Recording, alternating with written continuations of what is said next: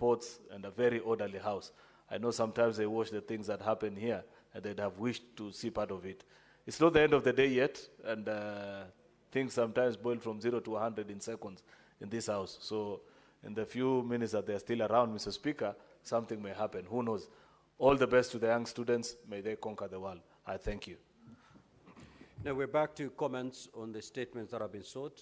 Well, I will allocate 15 minutes for us to make comments. If you get an opportunity to speak, kindly keep it under 3 minutes. Senator Fernandi.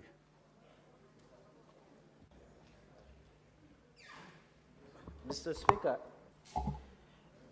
for the first time, I'm proud by the statement of the chairperson of JLAC, Mr. Speaker, where I did serve with distinction in the last session, Mr. Speaker, although I encountered some turbulence along the way. Mr. Speaker, I want to say that the issue of IEBC, the reading of Article 93 is very clear, that Parliament comprises both the Senate and the National Assembly. Mr. Speaker, sorry, the issue, and I was shocked, Mr. Speaker, yesterday when the National Assembly gave notice for public to submit memoranda to the National Assembly Jailer Committee. Mr. Speaker, the election is a matter of national concern. Members of Parliament, which is the Senate and the National Assembly, are the representatives of the people, Mr. Speaker. We have done joint vetting before of Inspector General of Police, Mr. Speaker. We have done vetting of joint independent services, Mr. Speaker. Why is it that the National Assembly wants to frustrate the Senate by only purporting that they can vet the chairperson and members of IEBC? So, Mr. Speaker, I want to thank the Committee of JLAC for standing strong, Mr. Speaker. And you have to appreciate, and I want to challenge the House leadership and SBC, where you sit as the chair, that, Mr. Speaker, I am aware that there are a number of legislations from this House that are being strategically frustrated by the National Assembly because they fear to implement the Constitution, Mr. Speaker. Looking at the amendment of the regulations, in 2013, the Senate was not supposed to be part because we were never in existence. So after 2013, when the Senate came into force and reading of Article 93, the role of vetting of IEBC should be a joint committee of the Senate JLAC and the National Assembly JLAC, Mr. Speaker. Even when you read under Article 88 on establishment of IEBC, Mr. Speaker, we must and we should not allow the National Assembly to vet on their own the IEBC chairperson and IEBC commissioners, Mr. Speaker. Mr. Speaker, we are not short of weapons to use to ensure that the voice of the Senate, which is the voice of the people, can be heard, Mr. Speaker. And even possibility of seeking the legal interventions in the courts of law, Mr. Speaker. So I want to agree with the Committee of the JLAC and say kudos for the good job. Mr. Speaker, we have been taken far too long for a ride by the National Assembly. We are also elected by Kenyans. More so, we cover more, Mr. Speaker, in this country. And therefore, the issue of IEBC concerns both houses and Kenyans as alike, Mr. Speaker. And therefore, I hope the National Assembly must withdraw the notice that they have issued in public for memorandum to be submitted until we jointly agree as the House, Mr. Speaker, so that we can do vetting of IEBC chairperson and commissioners, knowing the urgency of the matter, Mr. Speaker. In conclusion, Mr. Speaker, on the issue of ICT, thank you. Senator Osotsi. Thank you, Mr. Speaker. Mr. Speaker, let me also join in making comments on the statements by Senator Catherine Muma on the issue of data protection abuse by those mobile phone lenders, the people who lend mobile phones or who give hire purchase services on mobile phones. Mr. Speaker, I think we are continually receiving complaints around the issue of data protection. And we must ask ourselves where we are going wrong as a nation. Just the other day, Mr. Speaker, you saw the ruling by the courts on the issue of WorldCoin, where the courts ruled that there was a violation of data protection rights by a company. Question is, how did this company get into this country and started taking data from our people? There is a problem, Mr. Speaker, which must be addressed. And speaking as an expert, I want to say that maybe it's an opportunity for us to have a relook at the entire Data Protection Act, because that is where we have inconsistencies. I have noted inconsistencies even in the way the Office of Data Protection Commission is being managed, Mr. Speaker. Mr. Speaker, I think the ideal person to head the Office of the Data Protection must be someone who understands the technology, IT. We cannot just be giving every job that comes in the public sector to lawyers. We need to review this so that we give it to people who understand the process. And Mr. Speaker, even speaking about this, the regulators in the ICT industry are failing this country, Mr. Speaker. Mr. Speaker, just this week I heard that the Communication Authority has increased spectrum licenses by 2,000%, Mr. Speaker. Mr. Speaker, this is going to drive out of business telecommunication operators, including Safaricom. And they are doing this for the purpose of generating funds for the government. But what about the implication on the economy, Mr. Speaker? Mr. Speaker, it's a high time that this sector must be manned by people who understand technology. At CA, the Director General is a journalist. The chairman is a business woman who does not understand technology. Mr. Speaker, I think the IT committee must look at this issue of competence and leadership in the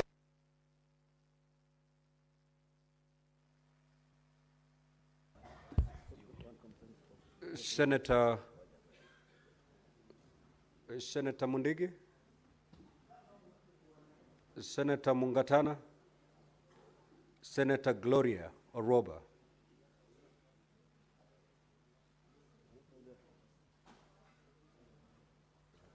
Senator Professor Tom Ojienda, Senator Faki. Asante Mheshimiwa Spika. Mimi pia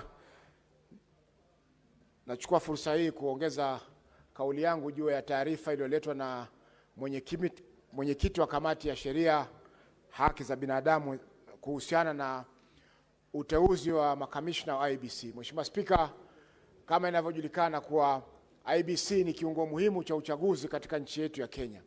Na makamishna hawa na mwenyekiti wao watakapofanya kazi yao itawahusisha kuchaguliwa kwa rais, kuchaguliwa kwa magavana, kuchaguliwa kwa maseneta, kuchaguliwa kwa wabunge wa bunge la kitaifa na vile vile pia wabunge wa bunge la county. Kwa hiyo Mheshimiwa Spika, uteuzi wao lazima upitie katika bunge la Senate, kwa sababu Senate ndio inalinda maslahi ya ugatuzi, ndio inalinda maslahi ya mabunge ya county, inalinda maslahi ya magavana. Kwa hivyo haiwezekani kwamba sheria ambayo inatumika kuwachagua ni ile sheria ambayo ilifanywa kabla ya kuwa na katiba mpya ya ugatuzi. Kwa hivyo Mheshimiwa Spika, natoa kauli yangu kusindikiza kwamba lazima uteuzi wa makamishna wale ufike katika bunge la Senate ili kuona kwamba haki inatendeka katika uteuzi huo. Asante Mheshimiwa Spika. Senator Olekina. Thank you, Mr. Speaker. Mr. Speaker, I rise to support the statement by Senator Muma on the need to protect data in this country. It is imperative that at the time when data is the most expensive asset that anyone can have, we are not protecting the poor people who cannot be able to afford buying a phone and not have to register it. I think the key, most important thing we need to do is to ask ourselves whether it is imperative for this House and the National Assembly to be able to re-amend the Data Protection Act. We have to amend this Data Protection Act and be specific and also be intentional when it comes to the issue of guarding. When you hear that those who cannot afford to buy phones in full prices are buying the phones on credit, and then that data is now sold to a third party, it really begs the question on what do we really need to do? One of my biggest pet peeve, Mr. Speaker, is when you are sitting down here, you find a telemarketer sending you a text message, telling you to buy bundles using the following shortcode. I think we need to relook at the whole issue of data protection in this country. Even the basic request for an ID number when you're going to deposit money in your Safaricom, when you're going there and then that record is kept there, we should ask ourselves whether we have to redefine the law to be able to make it difficult for people to just have to ask for your ID number and they write it down there. I think we need to be more creative and say you can give the last 4 digits of your number, or these telecommunication companies come up with a more smarter way of protecting your data. They can actually demand that you give them the 3rd, 4th, or the last digit of your ID number instead of having to give out the full ID number. So this statement, I hope the Committee on ICT will take it seriously, because today it is that poor farmer or that poor mamamboga who cannot afford to buy a phone full price, whose data is being sold.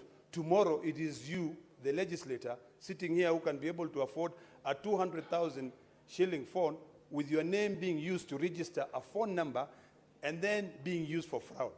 So it is imperative. And we also must ask ourselves whether we need to limit the number of phone numbers people can have. Because you will find one person, the ID number has been used to register 20 lines.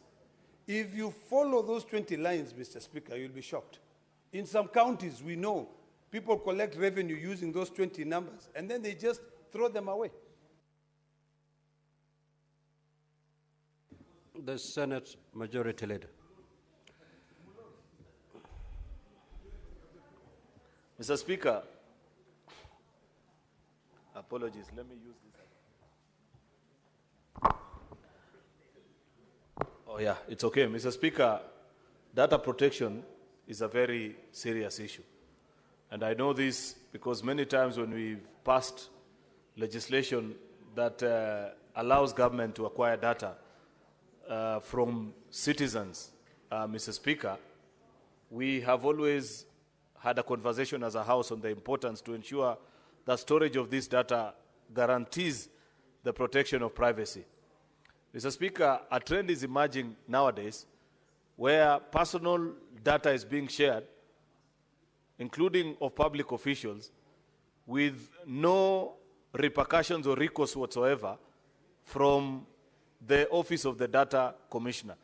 Many people don't know that even a PO box address is private data.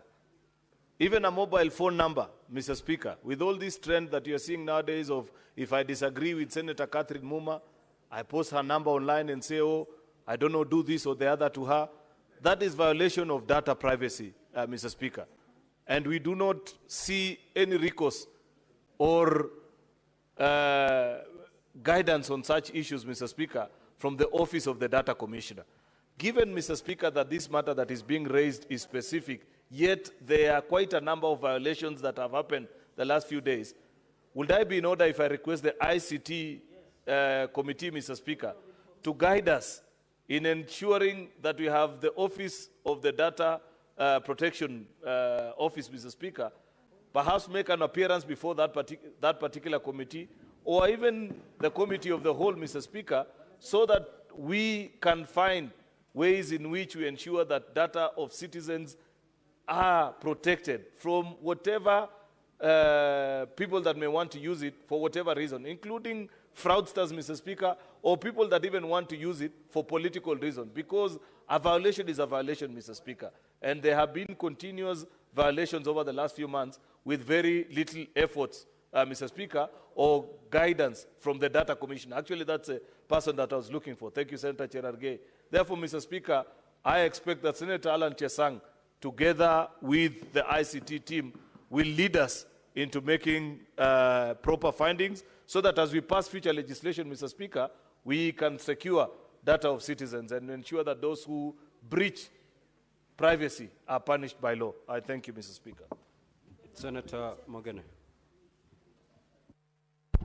Thank you, Mr. Speaker, sir, for giving me an opportunity to also make my contribution to the statements issued by respective chairman. But, Mr. Speaker, there is one that has caught my attention. While contributing, I heard Senator Cheragay state that the approval of nominees to IEBC should be processed by the National Assembly and referred to the Senate for approval. Mr. Speaker, this issue is one that we should address honestly and consciously as a Senate. Because what happened in Naivasha is a travesty of justice. When the committee of experts went to Naivasha, members of National Assembly totally mutilated the oversight and legislative mandate of the Senate. Because if you read the current constitution, though the report says, I've read the report at page 2, it says that once the National Assembly has considered the nominees, it should forward the names to the Senate for their input and also approval. But, Mr. Speaker, if you read Article 250 of the Constitution, it states in black and white that each commission shall consist of at least 3 but not more than 9 members. And the chairperson and each member of a commission shall be approved by the National Assembly. So clearly the way Article 250 is worded, the Senate of the Republic of Kenya has been left out of a very critical process.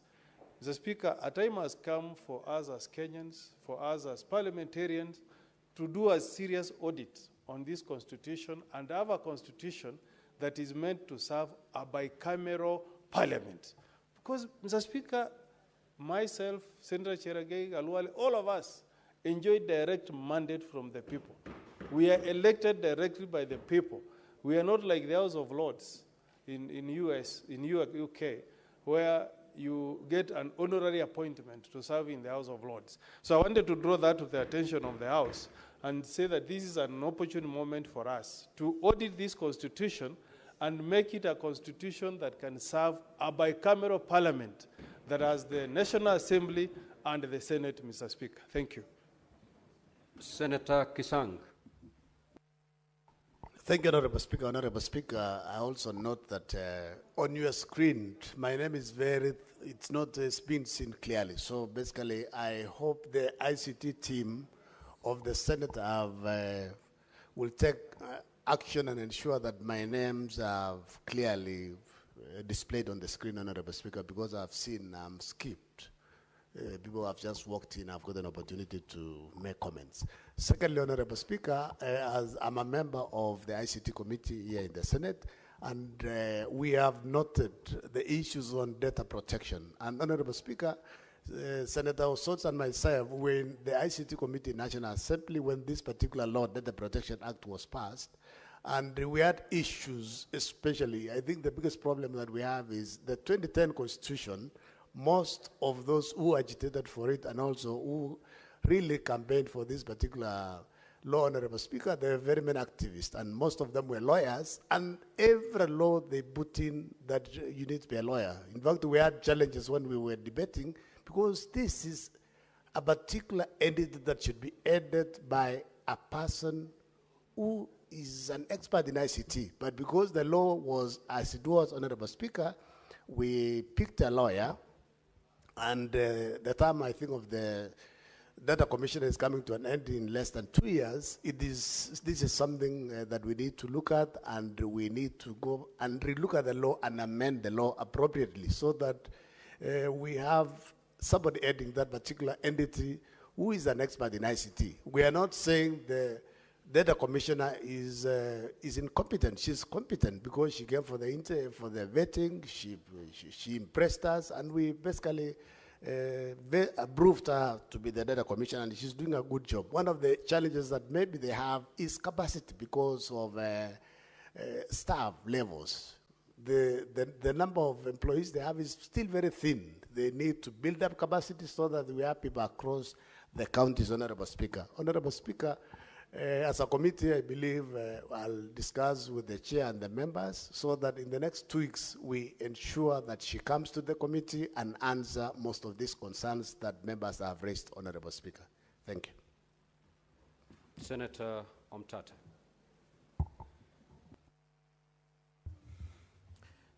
Thank you, Mr. Speaker, sir. I rise to speak on two statements. First one by Senator Muma. I support that there's need to look critically at the laws governing data in this country. We even realize that under the current SHIF and SHA system, data is held by third parties, including by undisclosed companies in the USA who will be handling data, health data of Kenyans. So when you look at situations like that, and yet under the Digital Health Act, data is described as a strategic asset of the country. So if a strategic asset of the country can be left to undisclosed foreigners, then we are not taking the question of data seriously today. When we know that data can be used to design things, even to design a disease that can eliminate people who have the genes like my brother from the bull of Kakamega, can easily be cloned, and the things can be designed to eliminate people who have got those kind of traits. And that will be very bad for us. Also, I rise to support the issue that the vetting of the IEBC commissioners must be done by both houses. It's not, it's a fact that Article 250, Clause 2B, says the National Assembly will approve the nominees. But that is not the only thing in the Constitution. The Constitution is also very clear that matters of devolution must involve the Senate. And as it has been rightly observed, IEBC commissioners preside over elections of senators, MCAs, and governors, who are county officials at the county level and national officials at the Senate.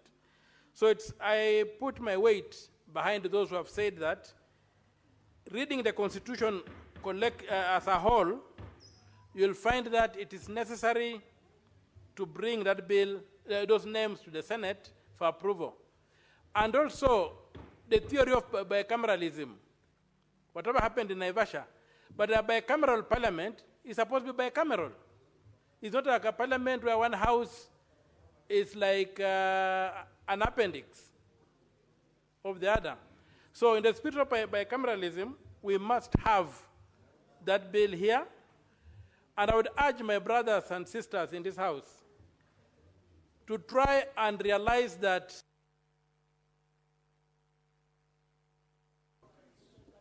Senator Mungatana. Asante sana Bwana Spika kwa kunipa nafasi kuongea kuhusu statement ambayo inahusu usalama katika mabasi na usalama wa abiria. Bwana Spika, watoto wetu haswa wakati wa kufunga shule na kufungua mashule huwa wanasafiri sana kwa hizi barabara zetu.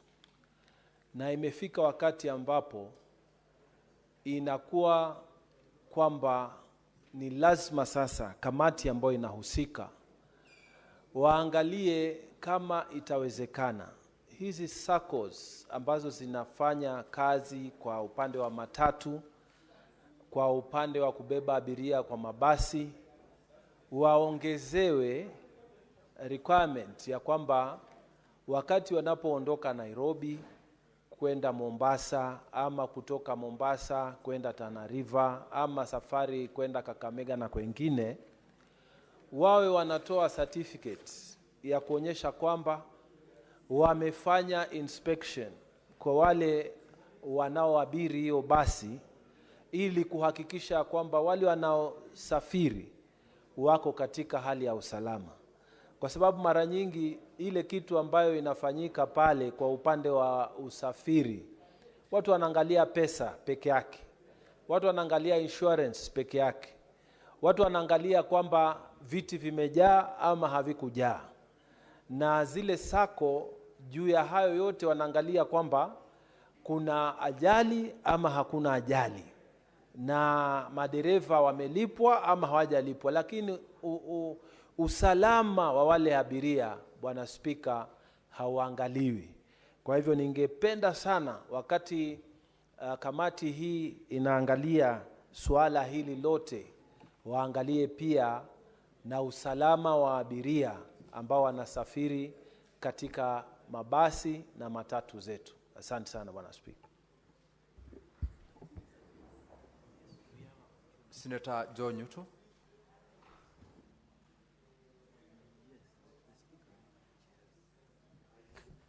Thank you, Mr. Speaker. I rise to make a comment on the statement by JLAC as presented by yourself as in your capacity as chair.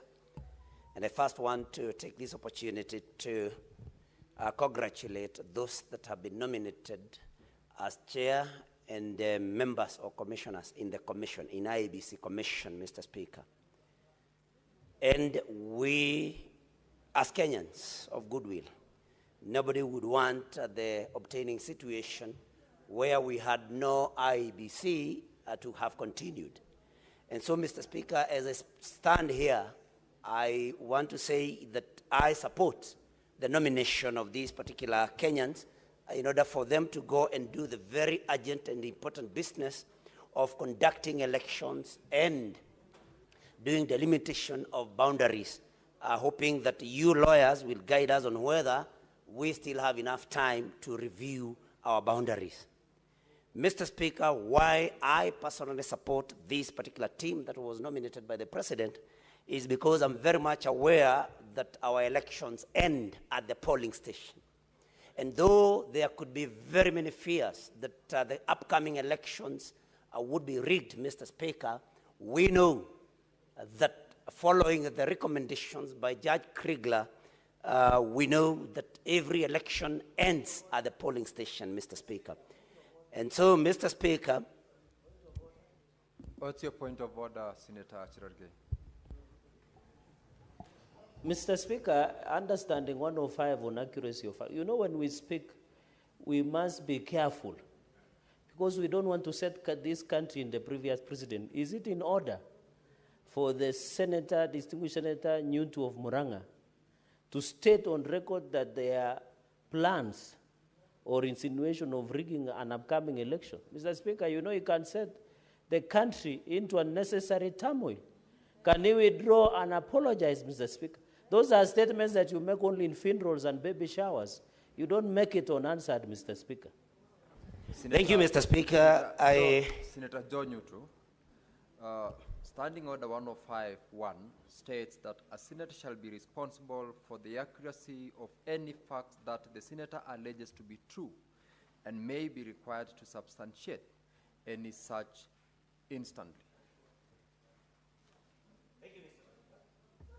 Give Senator Joe Newton the Thank you, Mr. Speaker. I think it's important that we all, as Senator Chirargei says, that we need to we all belong to this country, Mr. Speaker, and nobody would want this country to burn. But there is a difference, Mr. Speaker, between alleging and expressing that there were fears. And so, Mr. Speaker, I don't think that I have said there will be rigging in 2027. And I think it's important, Mr. Speaker, that we also, Mr. Speaker, that we also remember the lessons that we were taught in English. Saying that there could be fears or there were fears Senator is different. Just hold your horse. Allow the senator to continue as he's alleging that they fears.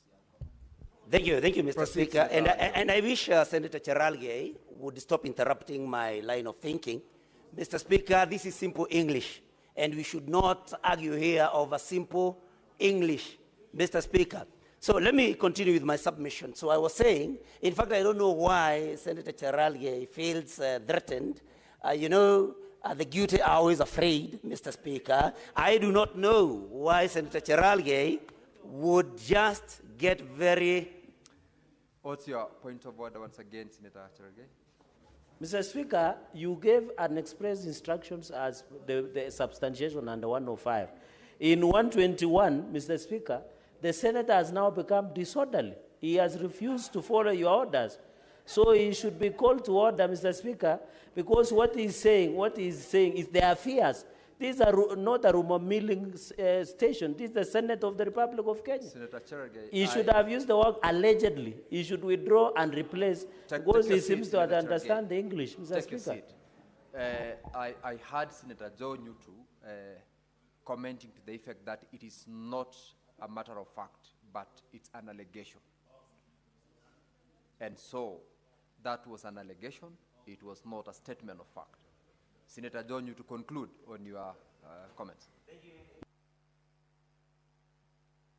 I actually had given the assurance that everybody is comfortable because elections end at the polling station.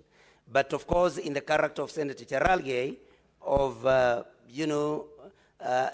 wanting to interrupt the line of thinking of those that do not hold his view, of course, and we allow him, we understand Senator Cherargei. Please allow me to conclude my remarks. So, Mr. Speaker, I was just about to say that we have a very big job ahead for the IEBC commissioners, Mr. Speaker, because we need to relook at our boundaries, electoral boundaries, and Mr. Speaker, also to see to it that those constituencies and wards that do not have representatives get the justice of being represented, Mr. Speaker. The other thing that I may want to say about this particular list, Mr. Speaker, is because we have had occasion of public servants being accused of having been incompetent, Mr. Speaker, I would want to call upon the National Assembly, when they are vetting these nominees, that then they look at the competence of each one of them. Because, Mr. Speaker, we do not want to hear in this country that somebody has been given a job, whether a presidential nominee or any other nominee, approved by the National Assembly, and then later such an officer, Mr. Speaker, is said to have been incompetent. So if we will have any of these IEBC commissioners vetted by the National Assembly, and then later we are told by whoever it will be, whether the president or anybody else, that they were incompetent, Mr. Speaker, we must tell the National Assembly and any other body that vets public officers that they must make sure that everybody is competent, because, Mr. Speaker, we bring shame to Kenyans when we give them a job, they are vetted at the National Assembly and proved to be fit. Senator Joe Nyutu, your time is up. Senator Catherine Muma. Thank you, Honorable Speaker. Mine is to briefly comment on the statement for JLAC and to congratulate the nation for moving to where we have reached. Honorable Speaker, it is my hope that very soon the newly appointed members of the IEBC will be vetted and that the officers can begin their work right away. Mr. Speaker, I would want to associate with the comments that it would have been fit, and it should be fit for the Senate to be involved in the vetting of members of the IEBC, for the simple reason that the elections that the IEBC conducts includes elections that affect counties. So the idea of reading one statement, one clause of a constitution as against another, I think is an anomaly that I hope we can move, even as we try to do amendments to the constitution, we can regularize quite a number of these clauses that seem to lock out the Senate in a mandate that naturally involves them. But that aside, Mr. Speaker, I hope that the vetting, the National Assembly can be recalled very soon to clear that team, because the team has a lot of work to do for this country. Mr. Speaker, I served on the Kriegler Commission. And Mr. Speaker, elections are not an event. Election is comprised of a series of activities that do not take 1 day or 2 days or 3 days. It is an exercise that needs to take a lot into account. I'm hoping that my former officer, Ethicon, who was picked as chair, and I can vouch for his competence, will be able to hit the road running very fast and demonstrate to those who think he's incompetent that he's actually a competent officer and start working with the IEBC. He has a lot of work to do. I would say the team should get together quickly, retreat, identify the things that need to be done, and there are many, including registration of voters, including delimitation of boundaries, including the correction of our voter register, and we need as a country to rally together to ensure that in the next 11... Senator Muma, your time is up. Senator Karen Nyamu. Hapana. Thank you, Mr. Speaker. I want to contribute to the statement by Senator Catherine Muma on the spread of cholera across the country. Mr. Speaker, by 6th of April this year, there's been 97 confirmed cases of cholera with 6 fatalities. And 12 of these cases are from Nairobi, with 1 fatality in Nairobi. The cases spread across all our sub-counties: Kasarani, Embakasi East, Embakasi Central, Kibra, and I think Dagoretti South. Mr. Speaker, cholera is a condition that makes you very dehydrated very fast and causes death very quickly. It is very paramount that the Ministry of Health has very quick response to protect the lives of our people. We need them to give us the data, the latest data so far, because if you search, that is the latest data was on 5th April, that is over a month ago. We need to know the measures they're taking to make sure that these outbreaks of cholera are not recurrent. And as you can see, the counties in question are the usual suspects, with Nairobi having recurrent outbreaks every time there's an issue, Nairobi featuring. We would like to know what the ministry is doing to ensure that cholera outbreak is a thing of the past. We need to know what are they doing to sanitization and basically cleanliness. What are they doing in common areas, in our informal settlements? Because we also know it spreads very fast on contact. What are they doing about the people who have been in close contact to the ones who are already infected? And what are they doing to make sure information is out there that we have cholera? And what sensitization are they doing to the citizens? Thank you, Mr. Speaker. Honorable Senators, lastly, on comments on statements, I'll allow Senator Wambua to make his last comments. Then we will move to the next business in the order paper. Senator Wambua. Thank you, Mr. Speaker. Mr. Speaker, I will be very brief on my comments. And I want to comment on the statement that you read as chair of JLAC. I've keenly listened to colleagues making reference to the process of the appointment of the new IEBC commissioners. A reference has been made to competencies. But the Speaker, from where you sit as chair of JLAC, you now have an opportunity. If this commission will be set up, when it will be set up, to ensure that, Mr. Speaker, the provisions of Article 249 of the Constitution then are fully implemented, beginning with this commission. Mr. Speaker, a few minutes ago when we convened in the Senate, there was talk about the place where this institution, this Senate, has been pushed by PSC and by extension by the National Assembly.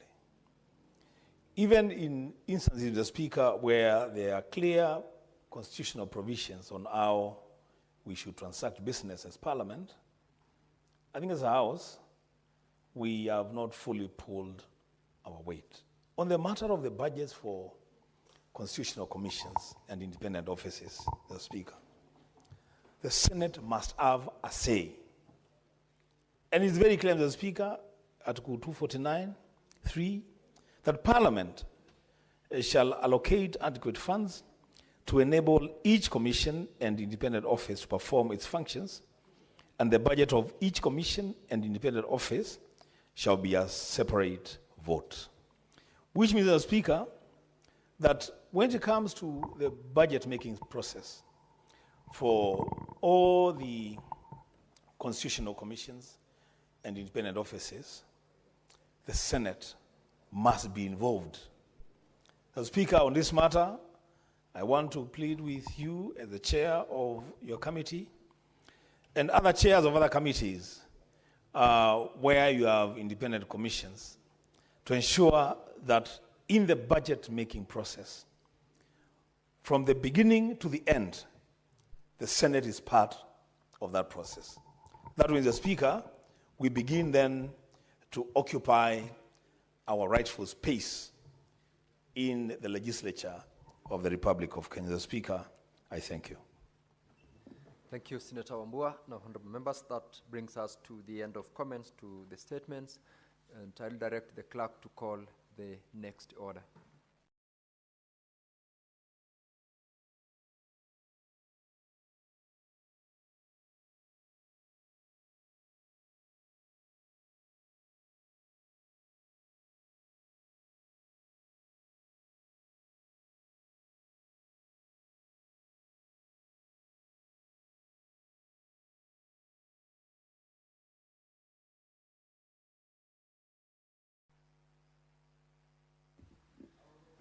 Members, order number 9 had previously been called out and a vote was carried. So I will direct that the next order be called out again.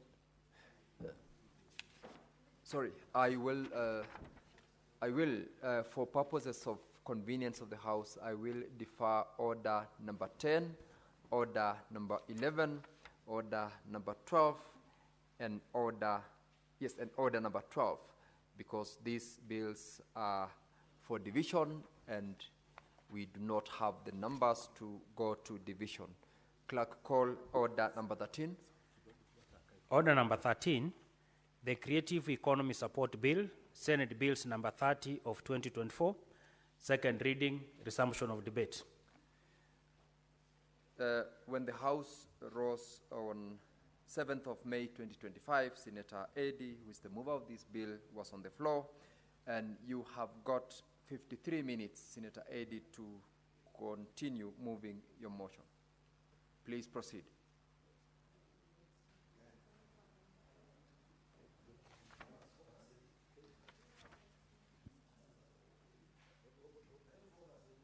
Senator Eddy, proceed to move your bill. Mr. Speaker, I'm a very focused senator, and you should help Senator Cherargei to understand that.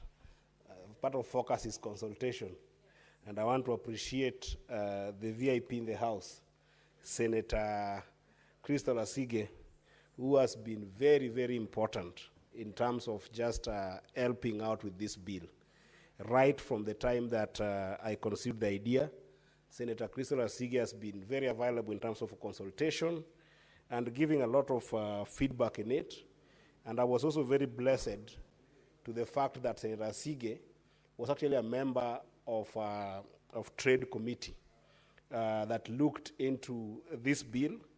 And we spent a lot of time together with Senator Asige, the former chair, Senator Seki, Senator, the good Senator, Senator Montet, Senator Okia Umtata, were among people who helped me so much when I went to the Trade Committee last year.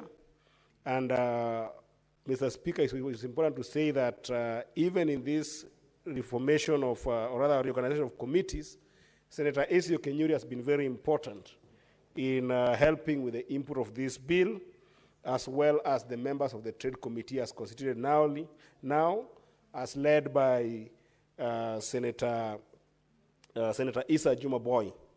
And Mr. Speaker, this is a very great bill in my view because of that consultation and because of that input, because it's a bill that is seeking to find a long-lasting solution to what creatives are facing in this economy, Mr. Speaker. Mr. Speaker, the first thing that we found as a problem is that when people think creatives, they think most of the time in our economies, mostly because of culture and sometimes lack of understanding of what opportunities lie in the creative industry. People in the creative industry are sometimes seen as people who do not succeed in the traditional modes of survival. Among them in academic world include things like studying engineering, studying law, studying medicine, or generally not actually being able to go to school, to the extent that there has not been a profound investment.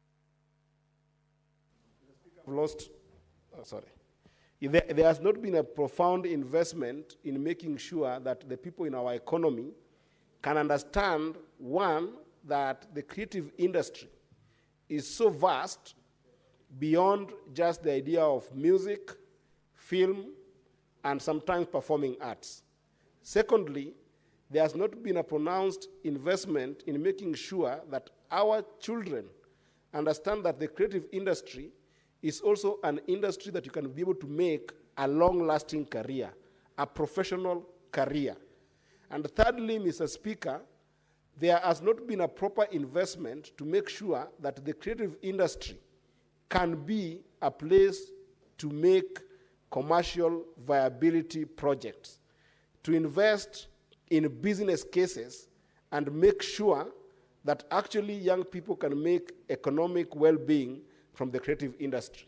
And not only young people, Mr. Speaker, because we have also seen older people in the arts and older people in the craft, older people publishing books, but there is no big investment in the business case.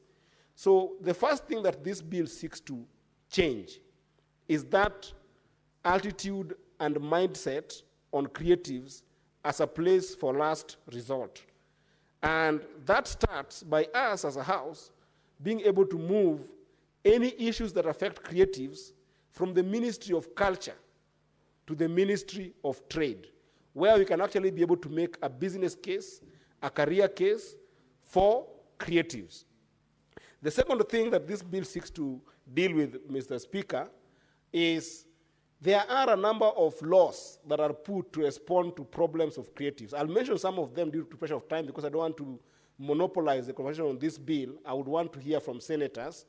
But there are overarching issues that creatives do face in the industry that sometimes become difficult to deal with just by simple aspect of laws, because you end up having people writing laws that are not sensitive to the industry.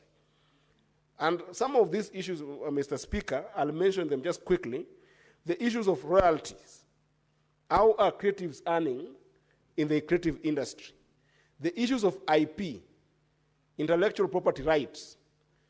How are creatives ensuring that copyright laws are up to date, not only to the local changing environment, but to the emerging complexity at a global stage? The issues of distribution.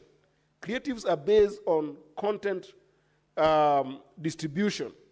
How are issues of content handled by law to make sure that creatives don't lose in terms of ownership of this content, but also just being able to earn from this content? And lastly, Mr. Speaker, for today, the issues of contracts. Our creatives left to legal binding documentations that ensures that they're not exploited in the course of producing and selling and earning from their sweat in terms of the product that they have developed in the entire creative industries. So, Mr. Speaker, if you look at something like royalties alone, Mr. Speaker, digital disruption alone has made it so impossible for young people and even older people in the creative industry to find a way of having transparency and even efficiency in terms of collecting their royalties. The payment systems sometimes are very complex, but even where they're not complex, the multifaceted nature of jurisdictions makes it impossible for creatives to be able to get more money, or even, not even just about more money, but adequate resources that are commensurate to the product that they give in the marketplace. If you look at, for instance, industrial policies that affect collaboration as well as technology across our borders, Mr. Speaker, they are generally ambiguous, they are generally vague, and most importantly, where our laws do not go, for instance, in places like Ireland, where Facebook is based, then we have got no power of making sure that creators can be able to earn from these places. And Mr. Speaker, I learn very frequently that there are constant reviews on legal frameworks and even multi-stakeholder engagements that are emerging all over the world. The legal frameworks that are in the US, that sometimes our creatives find themselves in some of these platforms, and those that are in China, for instance, where TikTok emerged. Mr. Speaker, they are so complex that those constant reviews cannot just happen when you pass just one law that deals with issues of royalties. And Mr. Speaker, among other things that makes it even more complex is that when you think about royalties, even in music industry, for instance, there are so many intermediaries that affect how creatives end up earning. For instance, Mr. Speaker, record labels, publishers, and performance rights organizations are so many within our borders that even if you are to just pass one single law on royalties, Mr. Speaker, it becomes impossible for young people who are in the music industries and even other industries that have the same intermediaries to be able to get what belongs to them. Mr. Speaker, you'll realize that across board, be it in music, be it in film, be it in performing arts, you